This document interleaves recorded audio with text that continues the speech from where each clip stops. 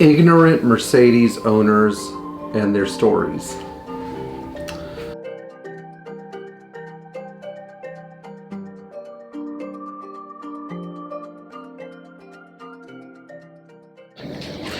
So today I'm hoping to share some stories of some ignorant Mercedes owners that I've met over the years who really didn't understand, what they needed to be checking on their car to avoid a major failure. And so a long time ago, a wise person once told me that it is good to learn from your mistakes, but it is better to learn from someone else's mistakes. And while the first one is inevitable and we all make mistakes, the second one should be viewed as a gift from God. And so hopefully I can share that gift with you today. So I think the first really good story starts with a guy that I knew that had a 1977 450 SL. And there was another guy that I knew that had a 1984 380 SE. And so both of these customers insisted that their cars were running fine, even though I had warned them repeatedly that their cars had relatively high timing chain miles, not overall miles to the car, but high miles to the timing chain. In one case it was like 148, and in the case of the 450 SL it was like 118, 120, and in the case of the 380 SE it was like 145, 150. And so one of the problems that these owners did not understand was that their timing chains are basically running on fumes. You could hear both the timing chains rattling occasionally for a second when you would start the car, and you would also hear the timing chains possibly rolling on the inside of the valve covers at idle. And so I tried to tell these customers repeatedly, hey, your car is pending a timing chain failure. Now with the 380 SE, I really didn't understand this problem because I was so young. I was like just out of high school, but I was well into my service career as a Mercedes Benz technician when I was working on the 450 SL. And I had warned both parties that their chains were really on the fritz and about to go.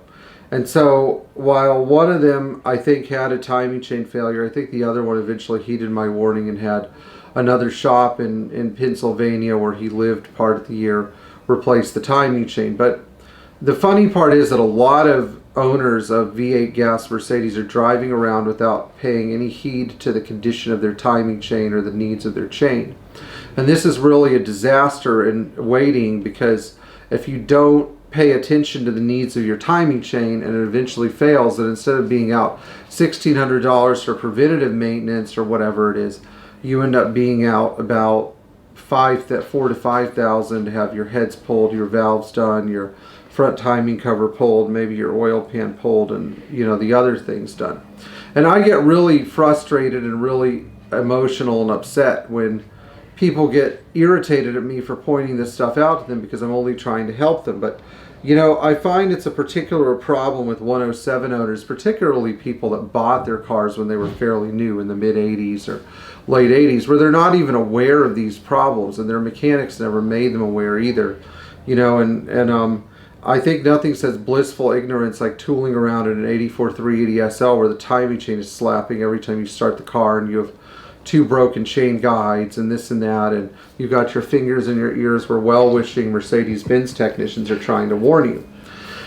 Now another great example of ignorance falls on the person who has too much faith in their technician. I tell this to all my customers: don't have blind faith in me. If you experience a failure, it is indeed a failure, whether it's on my part or the car's fault or whatever. That is to discern later, but don't have too much blind, stupid faith in your technician. So one day I was driving down I-95 in Rockledge near my house, and I saw a 300 STL pulled over on the side of the road with a trail of oil behind it. Now this guy probably ran out of oil and probably was not paying attention to his oil level cylinder, and out of the car stepped an incel with a baseball cap on, who I think had been there to go see. By the way, I don't mean to insult anybody, but we have this baseball team that practices, in Rockledge, the Florida Manatees. And I don't understand like why anybody would be into the Manatees at all, but because they're just like another baseball team. You know, I don't know. But this guy was like the one Manatees winter training fan or whatever. I don't know. And so he gets out of the car and he goes, well, my mechanic said this car was fine. Meanwhile, he has a connecting rod hanging out of the block. And I'm like, that's a connecting rod. And he's like, well, I think it's fine. I'm going to call my mechanic. I'm like, you know your block is trashed because there's a connecting rod hanging out of it. I mean, he goes, well, maybe it's a fuel filter or something, which just knocked me over dead. His freaking connecting rod is hanging out of the block. Now, there are 3 things we can learn from this.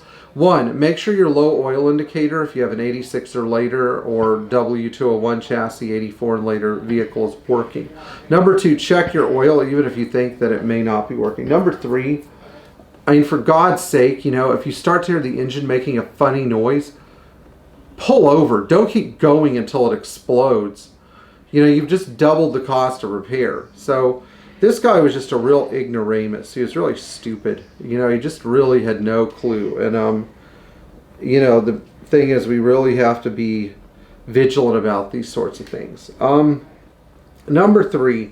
So I was at a Catholic youth retreat, and this is the retreat where I drove my 280 SE 4.5 up in 2012. It was one of the last really great retreats I went on. I used to love going on retreats because I could hear, you know, I could gain access to the wisdom of some Franciscan friars and some other interesting people and learn a little bit more about, you know, what this life is about, et cetera, what purpose God created us for. And I used to love going to these things because they were so far away from my house, which I really liked. So I'd hop in the car. I'd spend a weekend up there. I remember this is the first weekend I drove my 280 SE 4.5 anywhere. It was December of 2012 when I first got the car. Maybe it was December of 2011. Sorry, December of 2011 when I first got the car. I could not have been more ecstatic to go on this retreat. I mean, it was just wonderful. You know, it just made me so excited to go. So while I was there was this kid that had a 300D. So I was looking over his car, and I said, hey, your oil's low. And he goes, I'll top it up later. And I'm like, no, it's low. It's like not on the stick. And he's like, I'll deal with it later. And I'm like, no, you dumbass. Look, there's so little oil in your engine, it's not in the stick. Your car's not going to make it to North Carolina or wherever you're from. Top up your oil. And he's like, why? And I'm like, because your engine's going to blow up. Has anybody explained to you that if you run out of oil, your engine will blow up? And he goes, I mean, it just did. I didn't understand. Like, he had the roof rack and everything. You know, this the roof rack Mercedes owner is like the preemptive, like pre-subcognitive state of the slammed and bagged Mercedes owner. You know, you have like the same level of lack of intelligence, but carrying out 2 different destructive actions. So, you know, I think the lesson here is try to catch major problems when they're minor problems. Always check your basic fluids. It's like, what do I have to tell people? You know, even when I don't feel like checking my oil, I check my oil. So, here's what I'd like for you to do. Please like, share, and subscribe if you enjoyed this channel and these stories. Tap the bell for notifications.